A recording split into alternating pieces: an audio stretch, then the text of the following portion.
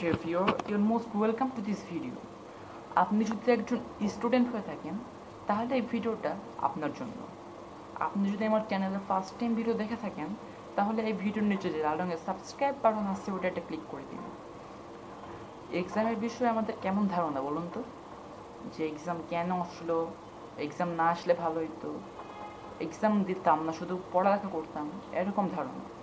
এক্সামের প্রতি আমাদের টেনশনটা রয়েছে, তো আমাদের এক্সামের প্রতি টেনশনটা দূর করতে হবে।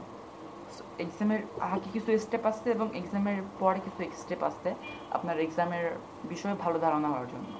সো এক্সামের আগে আমি কিছু টিপস দিচ্ছি। আপনি রুটিন অনুযায়ী পড়ালেখা করুন। রুটিন অনুযায়ী পড়ালেখা করলে হবে কি, আপনি প্রত্যেকটা বিষয়ে সমানভাবে গুরুত্ব দিতে পারবেন, ঠিক কিনা?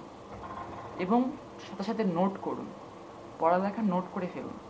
নোট করলে একটা উপকারিতা আছে যা মুখে বলা সম্ভব নয়, আপনি পরীক্ষা করে দেখতে পারেন। নোট করলে আপনি আপনার পড়ালেখা খুব তাড়াতাড়ি বুঝতে পারবেন। যেমন এই দরখাস্তটা কোথায় আছে, এই প্যারাগ্রাফটা কোথায় আছে, এই গ্রামারটা কোথায় আছে, আপনি যদি নোট করে রাখুন তাহলে আপনার খোঁজ অনেক সহজ হয়ে যাবে এবং পড়ালেখার প্রতি মনটা বসবে এবং মুখস্থ করা অনেক সহজ হয়ে যাবে। এটা কিন্তু ফার্স্ট ফর্মুলা ছিল, বিকল্প টিপস। এবার পরীক্ষার দিনে আসি। পরীক্ষার দিনে আপনি কি করবেন, আপনার যেসব কিছু পড়া আছে পরীক্ষার জন্য সেসব কিছু একবার রিভাইজ দিয়ে নেবেন। যেসব নোট করা আছে সেসব একবার চোখ বুলিয়ে নেবেন। নতুন কিছু পড়বেন না, নতুন কিছু দিকে তাকাবেন না। আমাদের কি হয় যে আমরা পরীক্ষার দিন পড়ার সময় নতুন কিছু দেখি যে এটা মনে পরীক্ষায় আসতে পারে, এটা পড়ে রাখি। এই এক্সট্রা পড়াটা আমাদের পরীক্ষার প্রতি এক্সট্রা টেনশন সৃষ্টি করে। তো আপনি যা পড়ছেন তাই একবার পড়ে রাখেন, কিন্তু নতুন কিছু পড়ার দরকার নেই। এবার পরীক্ষার পরে যখন আমরা পরীক্ষা দিতে যাই আমাদের প্রতিষ্ঠানে, তখন আমাদের কি হয়, তখন খেয়াল করেন যে অনেক বন্ধুরা, অনেক শিক্ষার্থীরা কিন্তু আপনাকে প্রশ্ন করে থাকে, বলো তো এইটা কী হবে, বলো তো এইটার উত্তর কী হইতে পারে। এই প্রশ্নগুলো আপনি এড়িয়ে চলবেন, কারণ যদি আপনি না পারেন তাহলে আপনার একটা সেন্স কাজ করবে যে এটা মনে পরীক্ষায় আসতে পারে। সো এই সেন্সটার কারণে আপনার পরীক্ষার প্রতি টেনশন সৃষ্টি হবে। তো এগুলো এড়িয়ে চলবেন। এবং পরীক্ষার কক্ষে যখন আপনি যান তখন কিছু টিপস আছে, একটু মন দিয়ে শুনুন। আপনি যে প্রশ্নগুলোর উত্তর আগে পারেন সেই প্রশ্নগুলো আগে অ্যান্সার করেন। আপনি যেসব প্রশ্নের উত্তর পারেন প্রশ্ন হাতে পাওয়ার পরে সেইগুলো আগে অ্যান্সার করেন এবং ফুল কনফিডেন্ট থাকতে হবে, ঠিক আছে? এক্সাম হলে কীভাবে কনফিডেন্ট থাকতে হয় এই জন্য যদি আপনি কোনো ভালো ভিডিও চান তাহলে আমাদের ভিডিও দেখতে পারেন। এখনই আই বাটনে ক্লিক করে ভিডিওটা দেখতে পারেন। এই ভিডিও দেখার পর কী বলতেছিলাম যেন, হ্যাঁ, কনফিডেন্ট থাকতে হবে এবং যেই প্রশ্নগুলোর উত্তর আগে পারেন সেগুলো আগে অ্যান্সার করেন।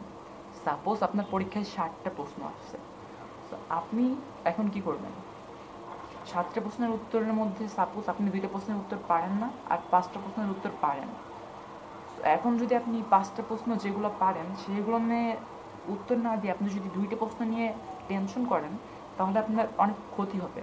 যেমন এই 2টা প্রশ্নের উত্তর নিয়ে টেনশন করার কারণে আপনার এক্সট্রা সময় নষ্ট হচ্ছে, টেনশনটা বাড়তেছে, উল্টা আপনি যে 5টা প্রশ্নের উত্তর পারতেন সেগুলো ভুল হয়ে যাচ্ছে।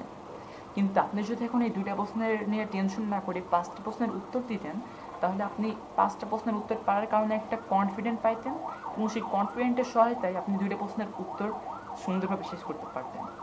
তো যখন পরীক্ষা দিচ্ছেন যেগুলো আগে পারেন সেগুলো আগে অ্যান্সার করেন, কনফিডেন্ট থাকেন এবং সমস্ত মনোযোগ পরীক্ষার উপরই রাখেন। আপনি যেই প্রশ্নের উত্তর করতেছেন সেই প্রশ্নের দিকেই মনোযোগ, অন্য কোনো দিকে মনোযোগ হবে না।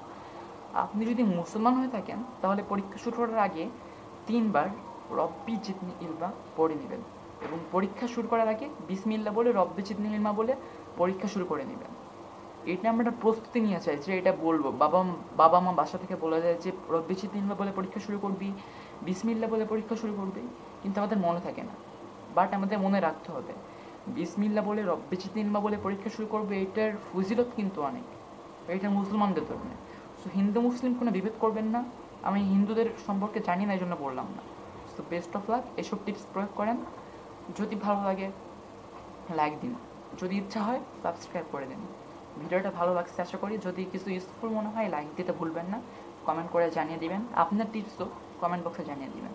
আর সাবস্ক্রাইব করতে প্লিজ ভুলবেন না, আমাকে একটু হেল্প করেন সাবস্ক্রাইব করে। Best of luck.